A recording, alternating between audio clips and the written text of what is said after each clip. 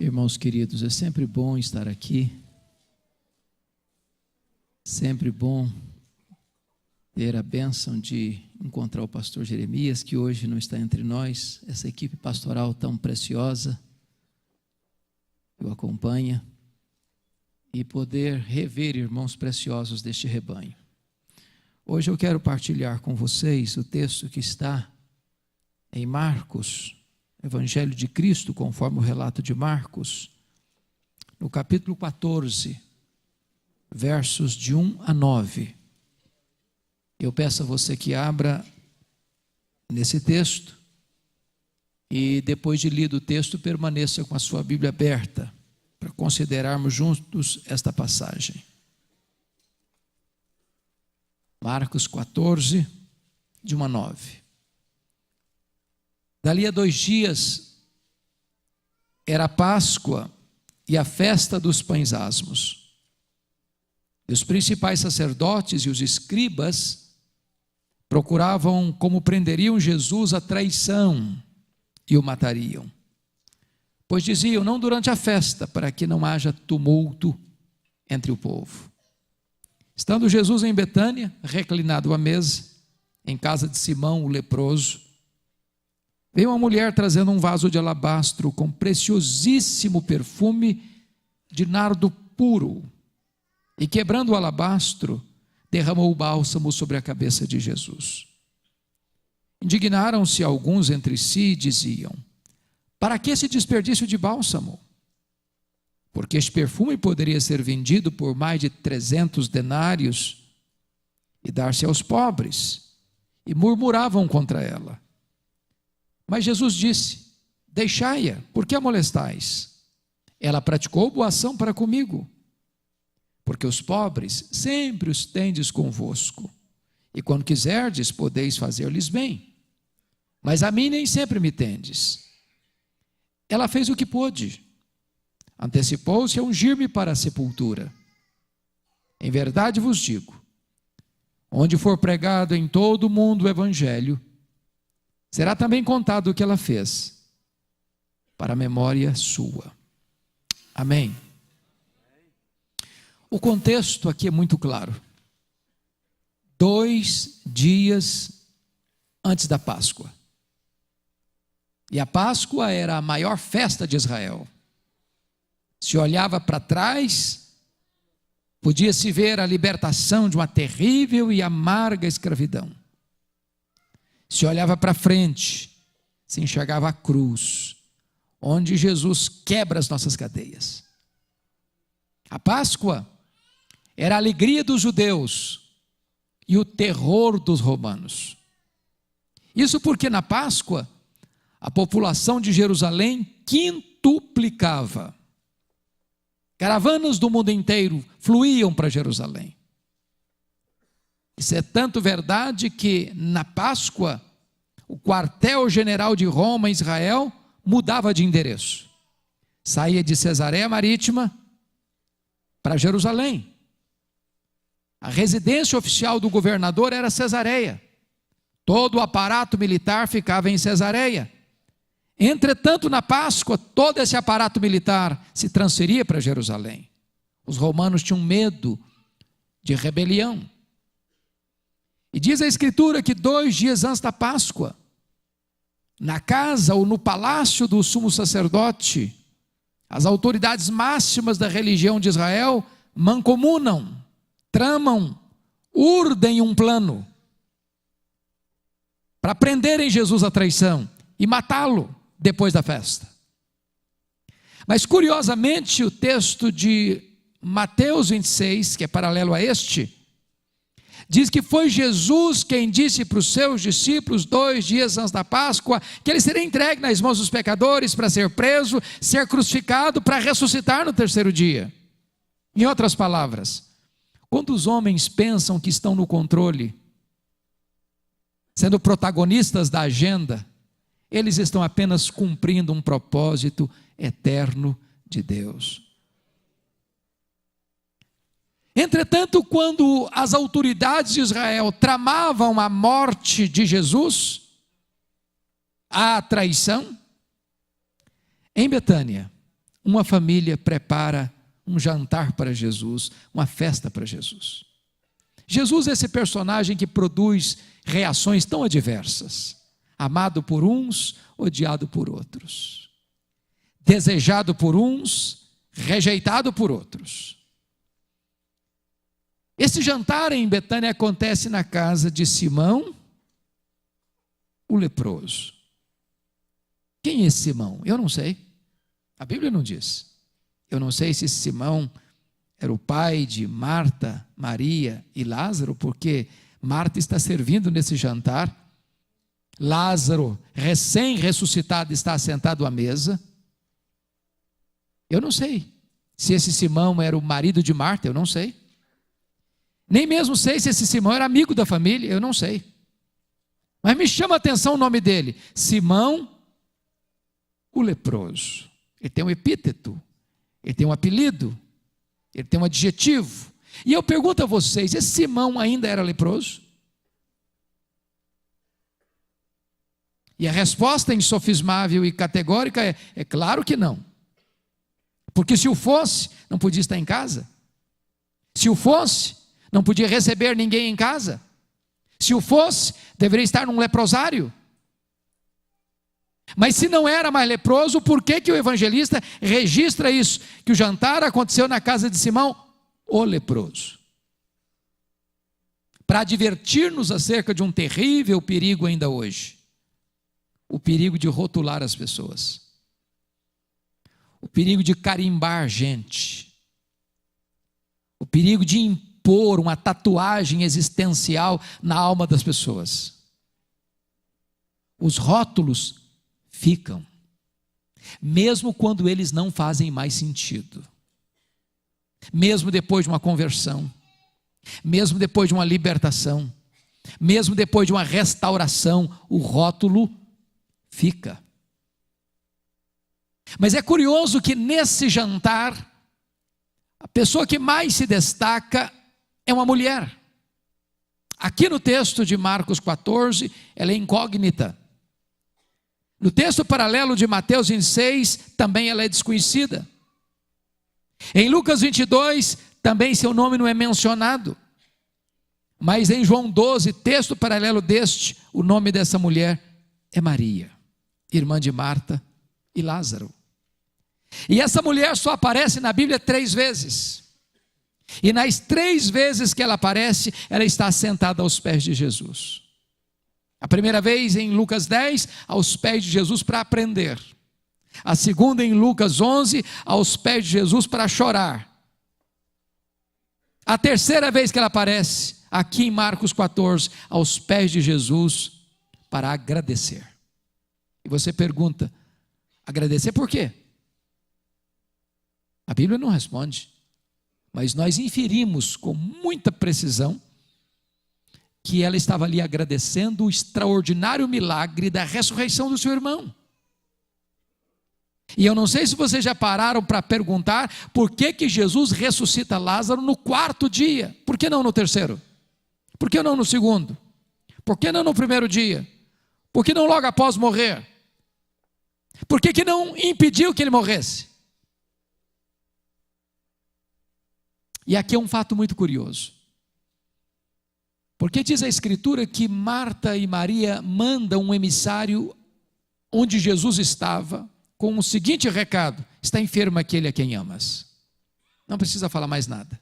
Quem ama tem pressa para socorrer a pessoa amada. Mas diz o texto que se gasta um dia de viagem entre Betânia e o local onde Jesus estava. Então o 1º dia, o dia da caminhada do homem que leva o recado.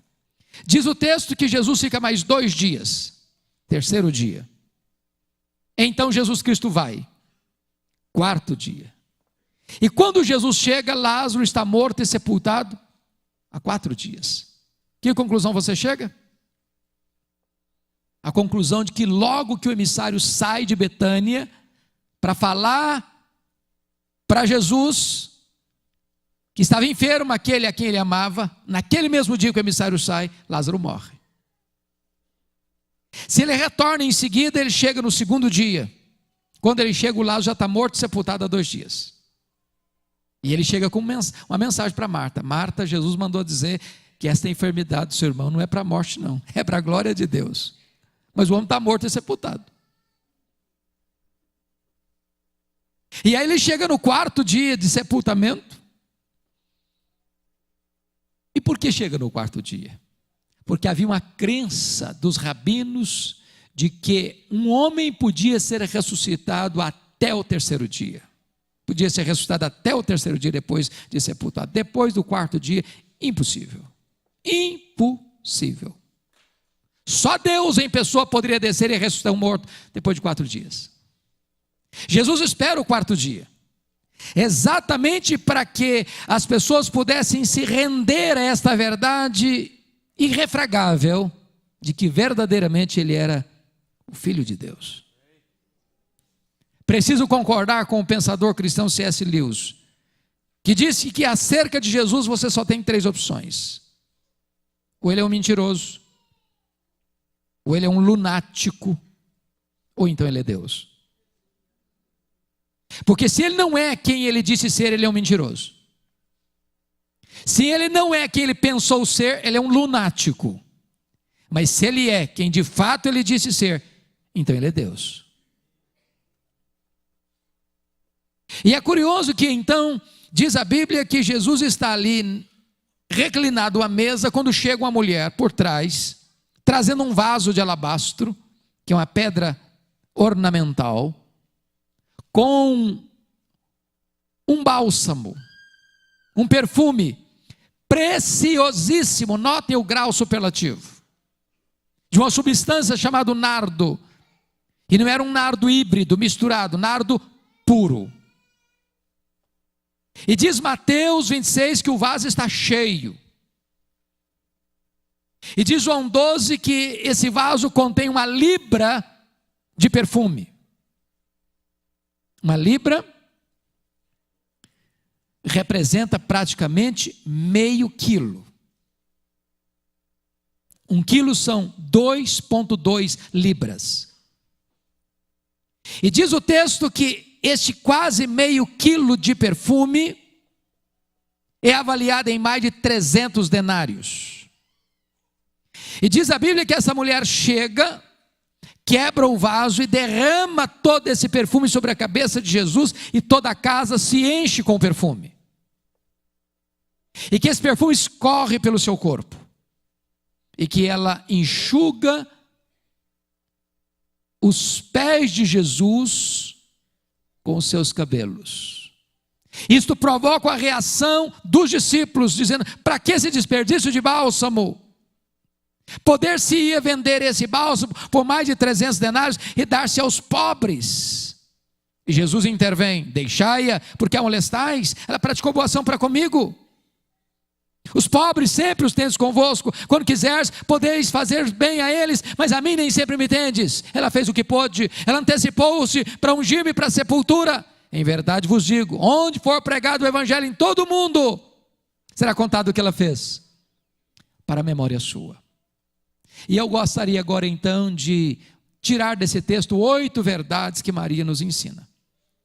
Se você tem papel e caneta, sugiro você anotar. Sabe por quê? Porque eu já aprendi que a memória mais afiada e prodigiosa é menos fiel do que o papel mais amarelo e a tinta mais fraca. Se você não tem nem papel nem caneta, quem sabe você possa agora usar o seu smartphone com a promessa de que não vai navegar pelos zap-zaps da vida. Quando a gente anota, temos a bênção e o privilégio de amanhã, na próxima semana, no próximo mês, recordar essas lições e trazer à tona a nossa alma essas mesmas verdades. Então, vamos ver 8 verdades que Maria nos ensina aqui. Primeira coisa que o texto diz, está no versículo 8: ela fez o que pôde. Você pode repetir essa frase comigo? Ela fez o que pôde. Toda vez que eu leio isso, eu me pergunto assim: meu Deus, eu estou fazendo o que eu posso para Jesus? Eu estou fazendo tudo o que eu posso para Jesus? Porque às vezes nós fazemos, mas fazemos relaxadamente. Às vezes nós fazemos, mas não fazemos de todo o coração. Às vezes nós fazemos, mas não fazemos com a correta motivação. Ela fez o que pôde. Quando eu penso nisso, me lembro que no dia 23 de setembro de 1723, às 11 horas da manhã, na Alemanha, um homem chamado Ludwig van Zinzendorf começa uma reunião de oração que vai durar 100 anos, ininterruptamente. E os morávios vão se tornar a geração mais comprometida com a obra missionária da história da igreja. Cada 25 moravianos sustentavam um missionário fora da Alemanha. Eles eram pobres. Quando não tinham dinheiro para enviar e ajudar missionários além fronteiras, alguns deles, sabendo que haviam povos distantes, remotos, sem o evangelho, se vendiam como escravos para comprar passagem de ida, para gastar o resto dos seus dias entre aqueles povos remotos, para ter o privilégio de levar a eles o evangelho da graça de Deus. Quando eu vejo exemplos assim, eu fico perguntando para mim: meu Deus, eu estou fazendo o que eu posso? Tudo o que eu posso. Semana passada eu estive em Vilhena, sul de Rondônia. O missionário desbravador daquela região, Luciano Breder, hoje é o pastor da igreja. E eu lendo o seu livro das histórias missionárias, muitas vezes as lágrimas me vieram aos olhos. Quando ele contando que muitas vezes, por picadas no meio da mata, cobras, escorpiões, feras, mosquitos, perigos, ameaças, fazia caminhada de 1 dia, 2 dias a pé, ele e a esposa, para ir num culto, à luz de lamparina, de querosene, e pessoas faziam esta mesma jornada de outros rincões, e quando chegavam lá, exaustas e cansadas, à luz de lamparina, cantavam com todo entusiasmo, com toda a vibração, e tinham um deleite em ouvir a palavra de Deus. Quando saíam para outra casa, tinham que atravessar às vezes rios, não tinha ponte, entravam dentro do rio com água ao peito, e iam cantando, celebrando o Cordeiro. E quando eu escuto histórias assim, eu me pergunto: meu Deus, eu estou fazendo para Jesus o que eu posso, tudo o que eu posso. Acabamos de ouvir desafios para evangelização da nossa família, do nosso condomínio, do nosso bairro, da nossa cidade, do nosso país, influenciando o mundo através da obra missionária. E a pergunta é: eu estou fazendo o que eu posso? Tudo o que eu posso? Maria fez o que pôde. Segunda lição que eu aprendo com Maria: ela não só fez o que pôde, ela fez o seu melhor. Seu melhor. Confira comigo aí o versículo 3. Está escrito no versículo 3, que veio uma mulher trazendo um vaso de alabastro com preciosíssimo perfume de nardo puro, e quebrando o alabastro derramou o bálsamo sobre a cabeça de Jesus. Notem vocês que esse perfume preciosíssimo era feito de uma substância chamada nardo, e esse nardo era puro, e esse nardo não tinha em Israel. Esse nardo era uma substância que só era encontrado na época nas cordilheiras do Himalaia, de um arbusto seco que era moído e transportado em lombos de camelos. Esse perfume era tão caro, tão caro, tão caro, que o texto mesmo diz que era 1 libra de perfume. Em João 12 está escrito, 1 libra é quase meio quilo, e avaliado em mais de 300 denários. Qual a conclusão que eu chego? A conclusão de que cada grama desse perfume custava 1 denário. O que é 1 denário? 1 dia de trabalho. Agora pense comigo que você investiu um dia inteiro de trabalho num grama. Diz o texto de Mateus que esse vaso estava cheio. E ela pega esse vaso cheio, ela não abre o vaso. Ela quebra o vaso. Sabe por que ela quebra o vaso? Para dizer o seguinte: eu não quero que sobre nenhuma gota. Eu quero colocar tudo que eu tenho a serviço de Jesus. Ela fez o seu melhor. Você está fazendo o seu melhor para Jesus? Porque às vezes nós fazemos como aquela geração de Malaquias. Lembra da geração de Malaquias? A religião em decadência, o culto em decadência, o sacerdócio em decadência, as ofertas em decadência. Aí quando um animal era ferido lá no campo, um animal, a besta fera, machucava, feria, dilacerava um animal, as pessoas pensavam: vão dar para Deus, vai morrer mesmo. Para Deus qualquer coisa serve. Dava sobras, dava o resto. Maria fez o seu melhor. Sabe, irmãos, tem hora que eu fico pensando que os pagãos ou os idólatras que não conhecem a Deus como nós conhecemos, são mais zelosos em servir aos seus deuses do que nós os somos em servir o Deus da nossa vida. Eu estava pregando o ano passado lá em Porto, em Portugal, e fui visitar uma cidade próxima a Coimbra. Enquanto viajávamos, eu vi caravanas e mais caravanas a pé, andando pelo asfalto. E eu perguntei: mas quem são essas pessoas? O que elas estão fazendo? E me responderam assim: essas pessoas estão indo a Fátima pagar promessas. E eu perguntei: a que distância essas pessoas estão andando a pé? Me responderam: a 200 quilômetros, a 300 quilômetros. Aí eu fiquei pensando: meu Deus, quantas vezes nós moramos do lado da igreja, no bairro da igreja, temos carro, temos ônibus, temos recursos. Se está chovendo, não vai porque está chovendo. Está frio, não vai porque está frio. Se é um feriado, eu vou sair porque eu preciso descansar. E nós arranjamos 1000 desculpas. E os pagãos nos reprovam, porque são mais zelosos em servir aos seus deuses do que nós o somos em servir ao Deus da nossa vida. Eu estava lendo a história de uma mulher na Índia que caminhava com 2 crianças, uma nos braços, doente, e a outra do seu lado, longa jornada, e alguém se aproxima daquela mulher e diz: mas o que a senhora está fazendo com esses meninos aí, nessa longa jornada? Ela respondeu: eu estou indo ao rio Ganges oferecer um desses filhos aos deuses. Você sabe que tem mais de 1 milhão de deuses na Índia. E a pessoa perguntou: mas qual deles a senhora vai oferecer aos deuses? O doente ou o saudável? E ela respondeu: o que você acha? É claro que eu vou oferecer o meu melhor, o saudável. Ora, Deus não aceita sacrifícios humanos.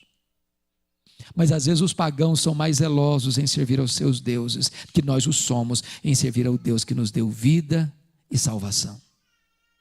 Maria fez o seu melhor. Você tem feito o seu melhor para Jesus?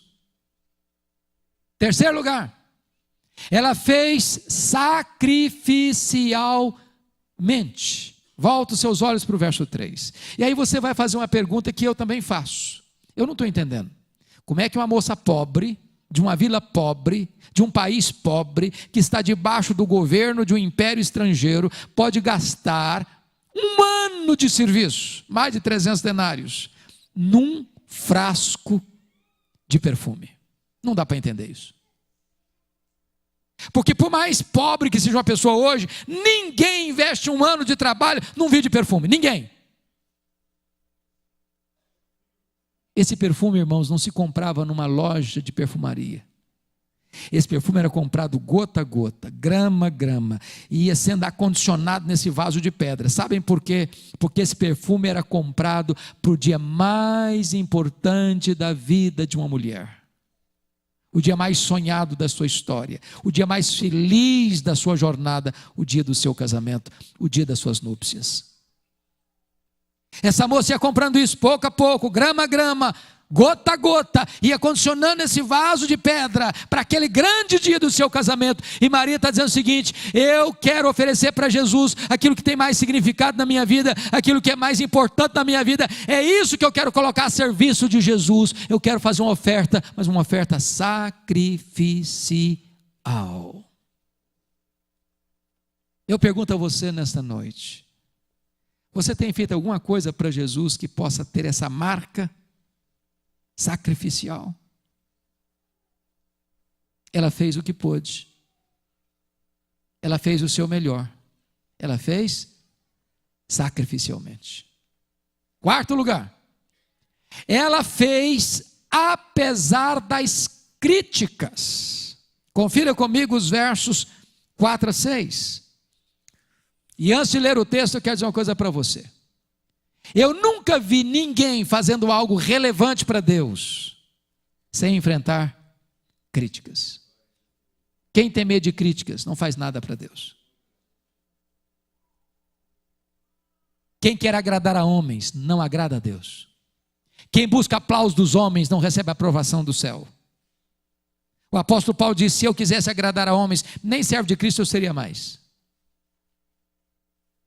Mas veja que tipo de crítica ela recebeu. 3 críticas. Primeiro, versículo 4 diz que indignaram-se alguns entre si, diziam: para que esse desperdício de bálsamo? A pergunta é: quem são esses alguns aqui? Os discípulos, a liderança da igreja. O que ela está fazendo está provocando indignação, raiva na liderança da igreja. O que é indignação? Raiva. Mas notem que a indignação deles, dos discípulos, não é o que ela está fazendo. A indignação é a quem ela está fazendo. Se fosse para os pobres, aí tudo bem. Ah, mas para Jesus é desperdício. Aí não, aí isso é exagero. Podia dar para os pobres, aí seria bem empregado. Mas para Jesus, não, isso é desperdício. Segunda crítica que ela recebe, além de indignação, está escrito no versículo 5. Porque esse perfume poderia ser vendido por mais de 300 denários e dar-se aos pobres, e murmuravam contra ela. Primeiro, indignação. Segundo, murmuração. Notem vocês que eles pensaram assim: com esse dinheiro, dava para dar muita bolsa à família. Olha quanta cesta básica que a gente não ia distribuir. Mais de 300 denários, ia resolver o problema de muita gente. E murmuravam contra ela. Você sabe o que é murmuração, não sabe? Aquele negócio que fermenta o ambiente, que azeda os relacionamentos. Mas eles não murmuravam, não. Eles murmuravam contra ela. Contra ela. Terceira crítica que ela recebe no versículo 6. Confira aí comigo. Primeiro, indignação. Segundo, murmuração. Terceiro, molestação. Mas Jesus disse: deixai-a, porque a molestais. Ela praticou boa ação para comigo. Irmãos, molestação hoje dá processo. Molestar alguém dá processo. Se quiser apertar o pescoço de Maria. Foi preciso Jesus intervir e dizer: deixai-a. Então deixa eu dizer uma coisa para você hoje. Se as pessoas estão criticando você, continue fazendo a obra. Se as pessoas estão indignadas, continue trabalhando. Se as pessoas estão murmurando, continue fazendo a obra. Se as pessoas estão molestando você, continue fazendo a obra. Faça o que você pode, faça o seu melhor, faça sacrificialmente, faça apesar das críticas. Quinto lugar, quinta lição, vamos recordar as 4 primeiras? Primeira ela fez o que pôde, segunda ela fez seu melhor, terceira ela fez sacrificialmente, quarta ela fez apesar das críticas, quinto ela fez só para agradar a Jesus. Não está escrito aqui, está escrito no texto paralelo de Mateus 26 e João 12, que ela enxuga os pés de Jesus com seus cabelos. Isso para nós não significa nada a não ser um gesto de humildade, mas para a cultura israelita significava muito mais do que isso. Sabem por quê? Porque uma mulher não podia soltar os cabelos em lugar público. Soltar o cabelo em lugar público era o mesmo que colocar a sua reputação em xeque, em dúvida.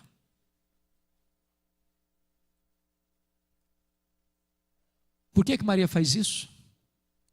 Porque quando você ama de forma pródiga e eloquente, você acaba quebrando alguns protocolos e rompendo alguns paradigmas. Não dá para ficar muito engessadinho. Porque ela não estava nada preocupada com o que as pessoas iam falar ou iam pensar acerca dela. Ela só tinha um vetor que governava o seu coração, era agradar unicamente a Jesus.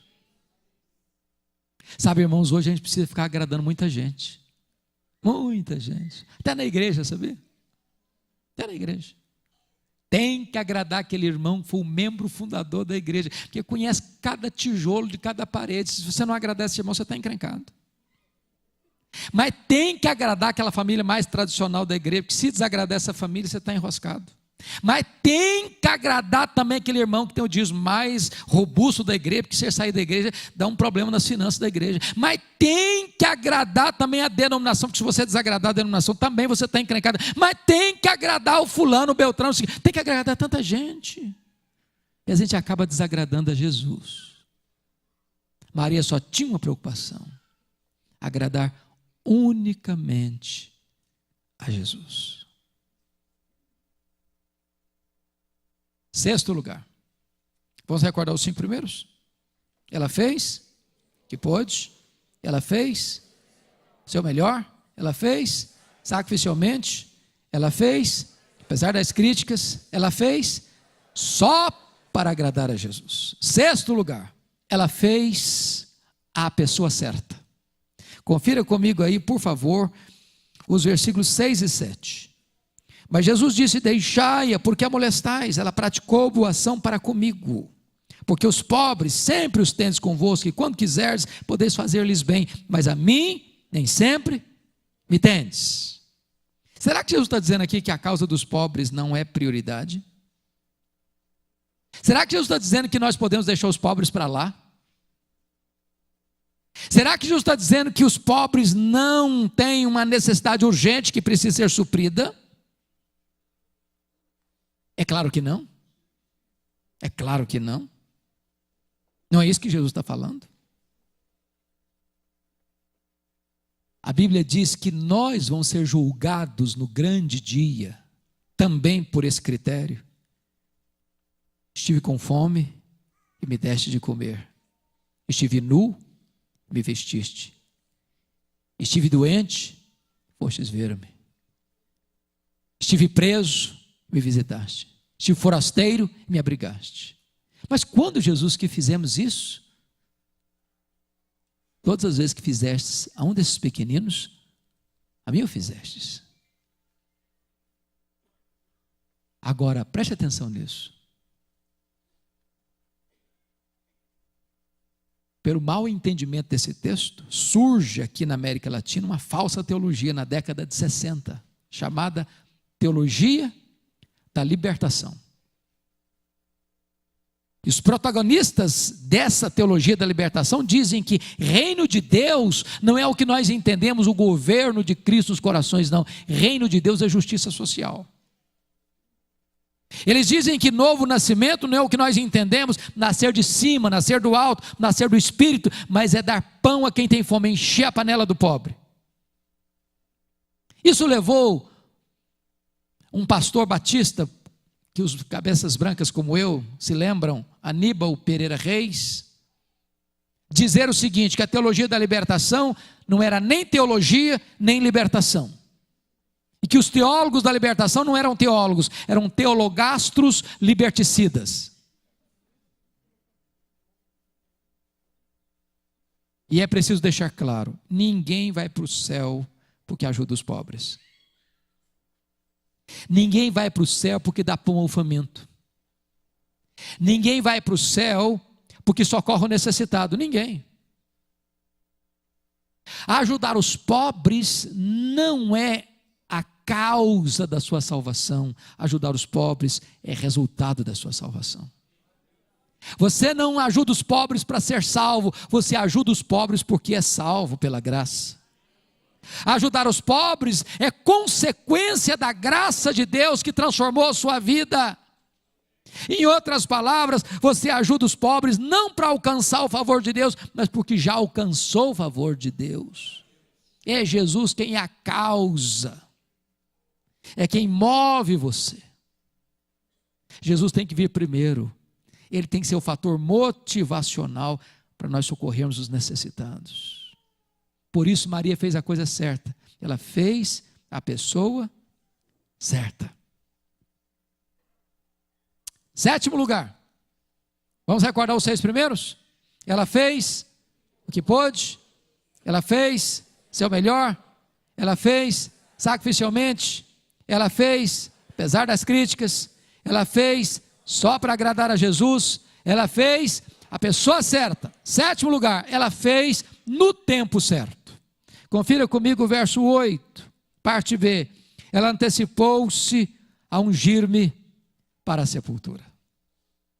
E eu gostaria de mostrar o contexto disso. Nós estamos a 2 dias antes da Páscoa. Preste atenção que foi dessa cerimônia que Judas, frustrado com Maria, com esse, entre aspas, desperdício, avaliado por ele em mais de 300 denários, porque ele era ladrão e queria pegar esse dinheiro. É dessa cerimônia que Judas sai para vender Jesus por 30 moedas de prata. É dessa cerimônia. Mais tarde é desse local que Jesus sai, 2 dias seguintes, para entrar em Jerusalém, naquele chamado Domingo de Ramos. Lembre que a cidade tinha 5 vezes a sua população. E ele entra pelo Monte das Oliveiras, e as multidões vão clamando à frente dele: Hosana, Hosana, bendito que vem em nome do Senhor. E ele vai descendo o Monte das Oliveiras, ele atravessa o Vale do Cedron, ele começa a subir o Monte Moriá, lá na frente do templo, majestoso, bonito. A entrada da cidade, diz Lucas que quando ele entra, ele começa a chorar. O texto grego é chorar convulsivamente. E Jesus chora porque Jerusalém não aproveitou o tempo da sua visitação. Ele chora porque vê a cidade sendo massacrada pelos romanos. Ele chora porque vê os judeus sendo dispersos na maior diáspora de todos os tempos, desde o ano 70 até 14 de maio de 1948. Diz a Bíblia que ele entra. Logo em seguida, depois de alguns ensinos e manifestações naquela cidade, ele entra para o cenáculo, no Monte Sião, para só ficar com seus discípulos. Não fala mais à multidão. Ali ele ensina sobre humildade, lavando os seus pés. Ali ele fala do seu amor. Ali ele fala da casa do Pai. Ali ele fala do céu. Ali ele fala da segunda vinda. Ali ele fala da sua paz. Ali ele promete o derramamento do Espírito Santo. Ali ele ora pelos seus discípulos. Ali ele institui a ceia. Ele canta um hino. Dali ele desce. E diz a Bíblia que quando ele desce do Monte Sião, ele se dirige aos seus discípulos assim: nesta noite todos vós vos escandalizareis comigo, como está escrito, ferirei o pastor e as ovelhas ficarão dispersas. E Pedro diz: Senhor, ainda que todos te deixem, eu jamais, por ti darei minha vida. Estarei pronto, estou pronto a ir contigo para a prisão e para a própria morte. E Jesus diz: Pedro, em verdade te digo que nesta mesma noite, antes que o galo cante, tu me negarás 3 vezes. E Jesus atravessa o Vale do Cedron, mergulha no sopé do Monte das Oliveiras. Lá está o horto Getsemane, prensa de azeite. Diz a Bíblia que Jesus deixa 8 seus discípulos para trás, chama Pedro, Tiago e João e diz: vem comigo. E então ele abre o coração para eles e diz: a minha alma está profundamente triste até a morte, ficai comigo, vigiai comigo. E diz a Bíblia que Jesus avança um pouco mais, prostra-se com o rosto no chão, o Criador do universo, com o rosto no chão, ajoelhado. E diz Hebreus 5:7 que ele oferece forte clamor e lágrimas àquele que poderia libertá-lo. Ele ora e ele chora, e ele ora e ele chora, e ele ora e ele chora, diz: Pai, se possível passe de mim este cálice, mas seja feita a tua vontade. E ele se volta para os 3 discípulos, eles estão dormindo, e Jesus acorda, diz: Pedro, não pudeste vigiar nenhuma hora comigo, vigiai e orai, para que não entreis em tentação. O espírito está pronto, mas a carne é fraca. E ele volta, e ele prostra de novo, e ele ora, ele chora, e ele ora, ele chora, ele ora, e ele chora, e ele repete as mesmas palavras, volta para os discípulos, eles ainda estão dormindo, e Jesus volta a terceira vez, e se prostra, e ora e chora, e ora e chora, e ora e chora, e o seu suor se transforma em gotas de sangue, e um anjo vem para consolá-lo, e ele se levanta forte, robusto, caminhando agora para a cruz, como um rei caminha para a coroação, e os discípulos ainda estão dormindo, e ele acorda os discípulos, diz: ainda dormis e repousais, acordai, vamos-nos, o inimigo se aproxima. Naquela noite ele é preso, é levado à casa do sumo sacerdote. O sinédrio, nas caladas da noite, contratam testemunhas falsas para acusá-lo, e naquela quinta-feira à noite, Jesus é acusado de 2 terríveis crimes: blasfêmia contra Deus, conspiração contra César. Na sexta de manhã, Jesus é levado ao pretório romano, e Pilatos, contra a sua consciência e contra as evidências dos fatos, condena Jesus à morte, e morte de cruz. E o Filho de Deus sai carregando aquele lenho maldito pelas apinhadas ruas de Jerusalém, sob as vaias de uma multidão ensandecida e sangue sedenta. Às 9 horas da manhã, Jesus é suspenso naquele leito vertical da morte. Às 3 horas da tarde, Jesus entrega o seu espírito ao Pai e é sepultado. Vem o sábado, o silêncio da morte. Chega o domingo de madrugada, as mulheres vão ao sepulcro. Para quê? Para levar perfumes, ungüentos, bálsamo, para embalsamar o corpo de Jesus.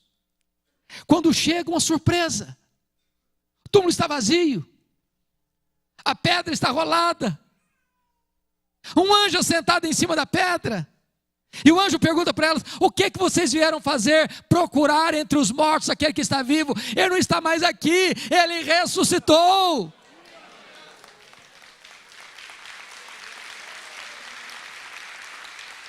Sabe o que significa isso? O anjo está dizendo para elas: vocês chegaram tarde demais, ele não precisa mais, ele está vivo. Vocês perderam a oportunidade, vocês não fizeram no tempo certo, agora não dá mais para fazer. Sabe o que eu aprendo com isso? Há determinadas coisas na vida que ou nós as fazemos hoje, ou jamais as faremos amanhã. Se você tiver que dizer para o seu marido: eu te amo, fale hoje. Se você tem que falar para a sua esposa: querida, eu te amo, fale hoje. Se você tem que pegar seus filhos, talvez adolescentes, no colo e dar um beijo neles, um abraço neles: filho, eu te amo, filha, eu te amo, faça isso hoje.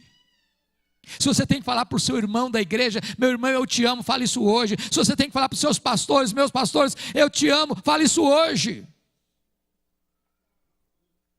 Sabe uma das coisas que mais me choca, irmãos, na cultura brasileira? São os nossos funerais. Me choca. Sabe por quê? Está aqui o caixão estendido.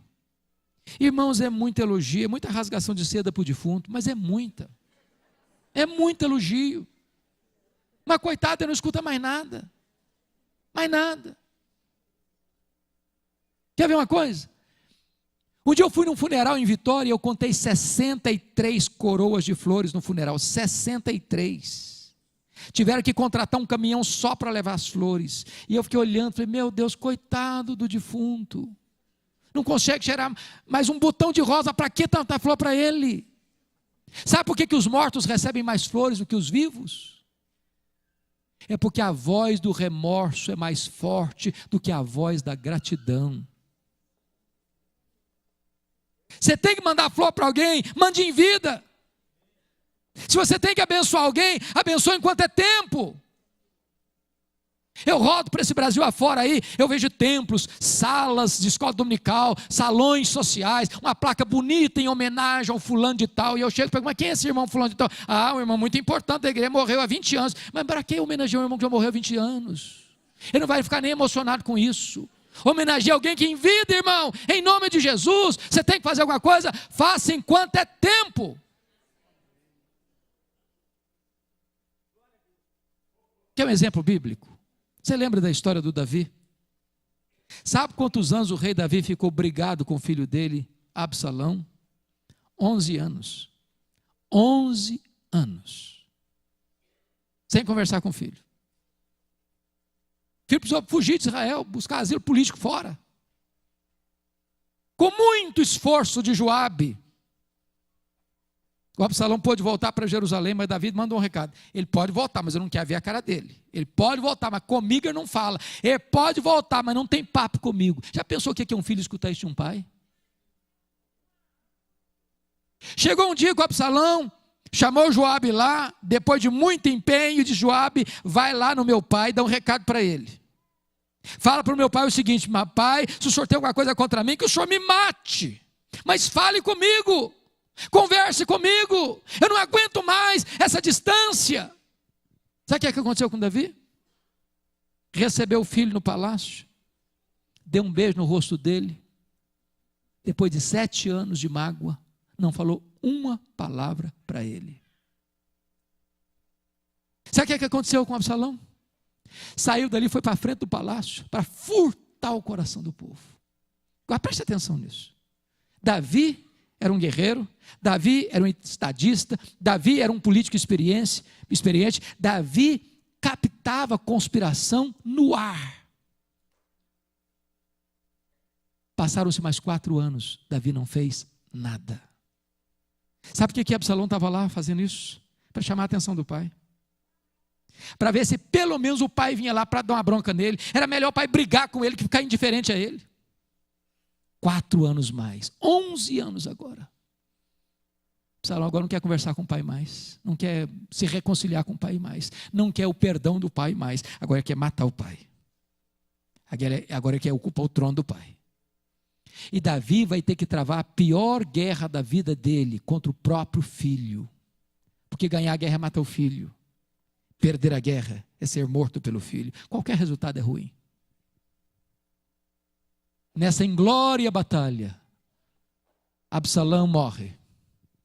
E o Davi, que passara 11 anos em silêncio, desabotou a alma e derrama em catadupas declarações de amor para o filho. Absalão, meu filho Absalão, oh meu filho Absalão, quem me dera ter dado a minha vida por ti. Tarde demais, Davi. Tarde demais, o menino está morto. Essa declaração foi feita fora de hora. Você devia ter dito isso antes, enquanto ele estava vivo. O que você tem que fazer, faça na hora certa. Último lugar. 8º lugar. Vamos recordar os 7 primeiros? Ela fez que pôde. Ela fez seu melhor. Ela fez sacrificialmente. Ela fez, apesar das críticas. Ela fez só para agradar a Jesus. Ela fez a pessoa certa. Ela fez no tempo certo. 8º lugar. Ela fez com reflexos para a eternidade. Confira comigo o verso 9. Em verdade vos digo, onde for pregado em todo o mundo o evangelho, será também contado o que ela fez para a memória sua. Como eu me encanto com isso, irmãos. Porque aquilo que Maria fez no recesso de uma casa humilde, na humilde aldeia de Betânia, tem sido proclamado dos eirados da história e sido trombeteado nos ouvidos do mundo. Hoje, 29 de setembro de 2016, no templo da 8ª Igreja Presbiteriana de Belo Horizonte, Minas Gerais, Brasil, essa profecia de Jesus se cumpre mais uma vez. A grande pergunta a fazer é essa: eu estou vivendo hoje de tal maneira que o meu exemplo vai influenciar as futuras gerações? O que eu estou fazendo hoje vai impactar as futuras gerações. Eu não sei se vocês pensam nisso, eu penso isso constantemente. Tem hora que eu fico pensando. Eu penso assim, meu Deus, se Jesus não voltar antes, 50 anos depois que eu tiver sepultado, será que alguém vai se lembrar de mim? Será que alguém ainda vai ser influenciado pela minha vida?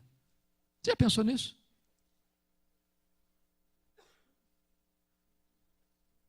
Pense comigo assim, que frase resumirá a sua vida, que vai estar escrita numa tábua de mármore branco,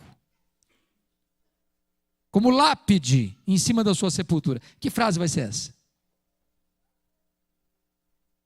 Que alguém passando por lá 50 anos depois, espanar a poeira dessa tábua de mármore branco e ler essa frase, ele vai ser impactado pela sua vida. Ou pense de outra forma, 50 anos depois que você tiver partido, uma criança pegando um álbum velho de família e folheando para lá e para cá, e bota o dedo em cima da sua fotografia e pergunta, mas quem foi este? Quem foi esta? E quem está segurando a criança no colo, as lágrimas começarem a rolar, diz, esse e esta foi alguém que andou com Deus e inspirou a nossa família a conhecer a Deus.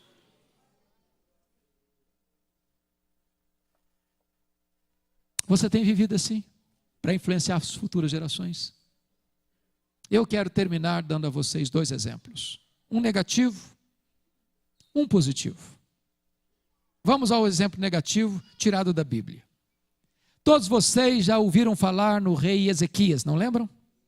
Filho de Acás. A Bíblia diz que foi um piedoso.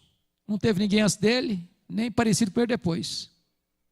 Ele começou a reinar com 25 anos, reinou 29 anos, morreu com 54 anos. Quando ele tinha 39 anos, ele lidou com 2 gravíssimos problemas. Um ataque estrangeiro, a Síria, poderoso império, e uma doença mortal. Isaías foi à casa dele, ao palácio dele, e disse para ele, põe em ordem a tua casa, porque morrerás e não viverás. Deus não mandou botar em ordem a vida, mandou botar em ordem a casa. Porque não basta você andar com Deus, sua casa precisa andar também. Sobrou ao rei apenas uma parede, para a parede ele se voltou. E chorou e orou, orou e chorou. E Deus ouviu rapidamente a oração dele. E mandou de volta o profeta Isaías da casa dele. Diz, eu ouvi a tua oração, eu vi as tuas lágrimas, eu libertarei Jerusalém do poder da Síria, eu te curarei, e no 3º dia subirás à casa do Senhor.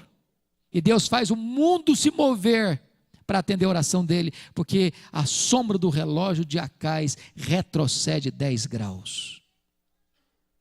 Esse milagre foi tão grande, que reverberou para fora de Israel.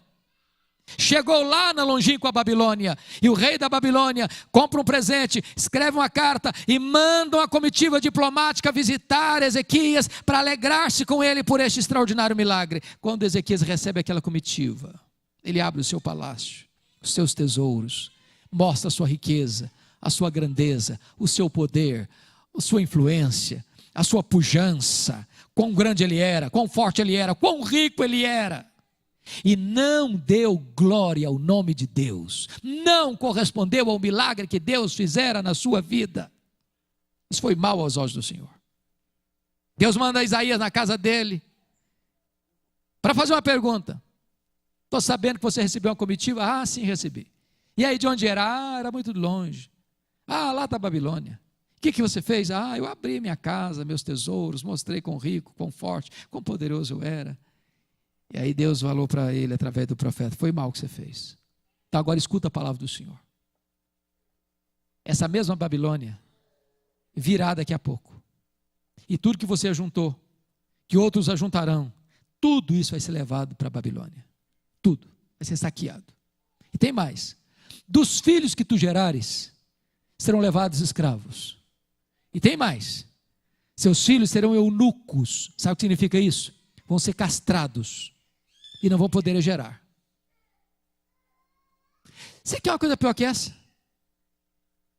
Quer uma tragédia maior que essa? Sabe o que o rei respondeu? boa é a palavra que tu disseste. Boa? Você está louco? Você ficou doido? Deus está falando que vai saquear tudo, que a Babilônia vai levar tudo, que os filhos vão ser escravos, que os filhos vão ser castrados, e você diz que boa essa palavra, você fica louco. Por que ele disse isso? Ele justifica.